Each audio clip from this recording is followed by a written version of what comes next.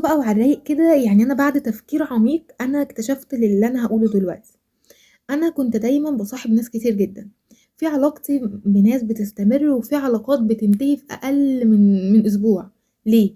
هاقول لكم السبب. هاقول لكم إن أنا يعني سبب من الأسباب اللي مخلّية علاقتي بصحابي القريبين منّي أوي مستمرة لحد النهارده، إن إحنا مش معقّدين بعض.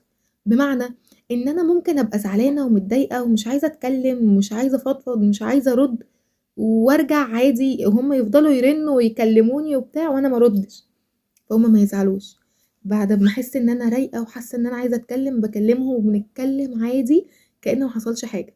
ممكن يكونوا باعتين لي مثلًا رسايل على الواتساب، أقعد بالساعة والساعتين وأبقى أونلاين، أقعد بالساعة والساعتين وما أردش، وأدخل على الفيس أمنشن لها على حاجات، أنزّل بوستات، أعمل أيًا كان اللي أنا باعمله، وترد عليَّ عادي، كأن برضه ما فيش حاجة، ما تدخلش تقول لي